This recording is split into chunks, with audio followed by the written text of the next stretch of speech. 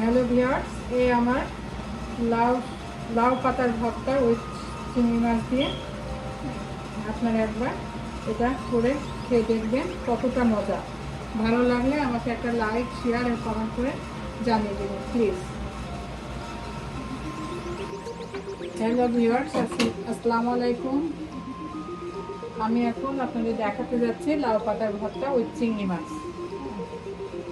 এখন আমার এটা রান্না করতে কি কি উপকরণ লাগবে: পেঁয়াজ কিছুটা, 5-6টা রসুন, কিছুটা চিংড়ি মাছ, কাঁচামরিচ, লবণ, কালো জিরা এবং এক্সট্রা ভার্জিন অলিভ অয়েল।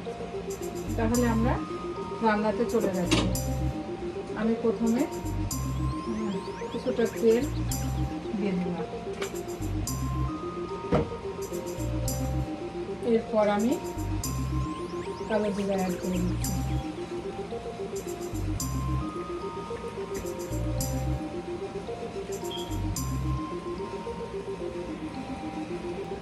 এরপর আমি দিতে যাচ্ছি কালো জিরার পর কিছুটা রসুন,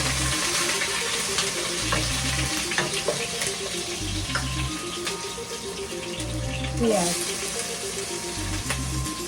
কাঁচামরিচ,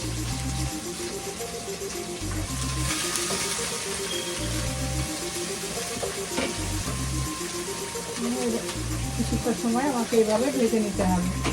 কালো পেঁয়াজ, এই যে আমাদের পেঁয়াজ, রসুন এবং পেঁয়াজ ভাজা শেষের দিকে। এবার আমি চিংড়ি মাছটা অ্যাড করে দেবো। এটাও কিছুক্ষণ আমাকে ভেজে নিতে হবে।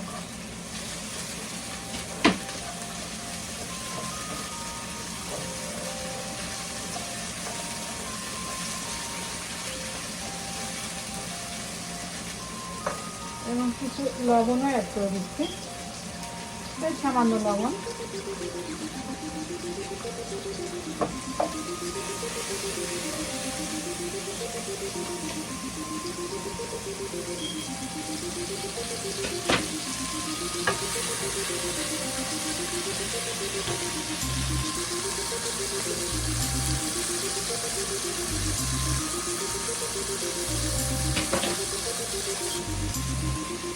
হ্যালো ভিউয়ার্স, এবার আমি মাছটা বেশ কিছুক্ষণ ভেজে নিলাম,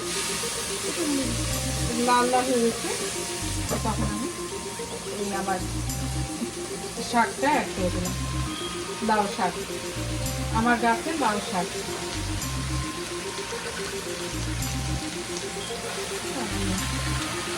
8-10টা পাতা।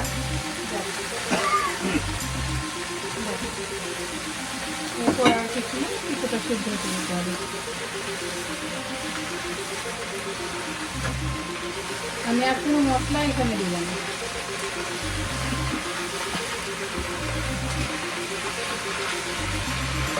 কিছুটা সময় এভাবে নিয়ে দিতে হবে।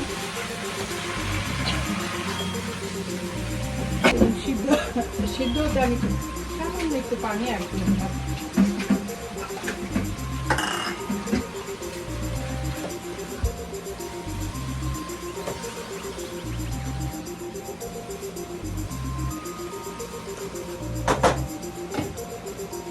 ঢেকে দিলাম। এভাবে আমাদের সিদ্ধ করে নিতে হবে বেশ কয়েকবার, উল্টায় উল্টায়। এভাবে আমাদের সিদ্ধ না হওয়া পর্যন্ত জালে বসে রাখতে হবে। আবারও আমি নেড়ে দিচ্ছি। জলটা মিডিয়াম আছে, আপনার হিটটা রেখে দিলে ভালো হবে। চুলাটা হাইতে না রেখে মিডিয়াম হিটে আপনি রাখতে পারেন। এইভাবে আপনি সিদ্ধ করে নেবেন।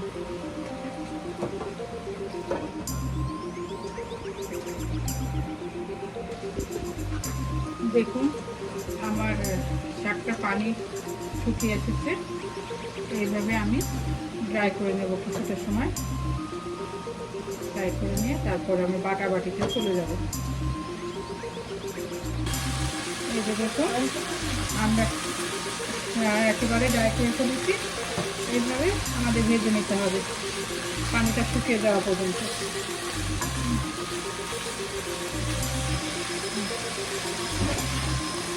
এখন আমার বাটাবাটি পাতা কিংবা ব্লেন্ডার করে নেব, ব্লেন্ড করে নেব,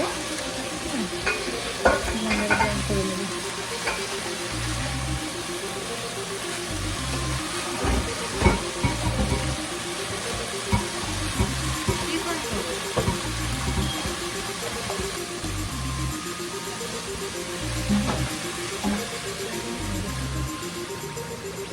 আর একটা ছোট ব্লেন্ডার আছে, এর ভিতরে ভর্তাটা ব্লেন্ড করি, খুব সুন্দর লাগে।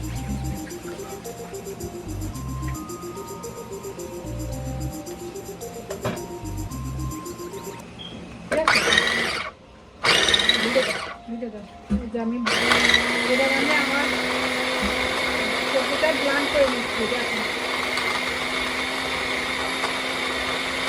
এই যে দেখুন আমার ব্লেন্ড করার শেষ, বাটাবাটি ঝামেলা ছাড়াই আমি আমার ভর্তাটা ব্লেন্ড করে নিলাম।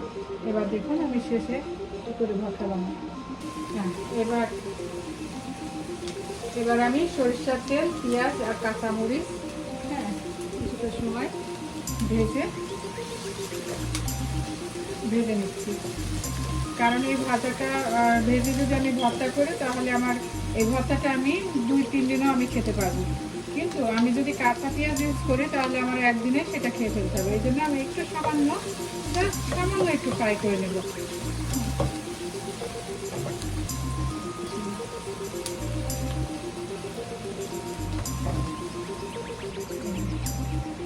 দেখুন আমার পেঁয়াজ ভাজাটা শেষের দিকে এবং আমি ভর্তাটা অ্যাড করে দিলাম। সরিষার তেল ছাড়া আমার ভর্তা মজাই লাগে না। সরিষার তেল, পেঁয়াজ, কাঁচামরিচ যত বেশি হবে ভর্তাটা তত মজা হবে। এই তো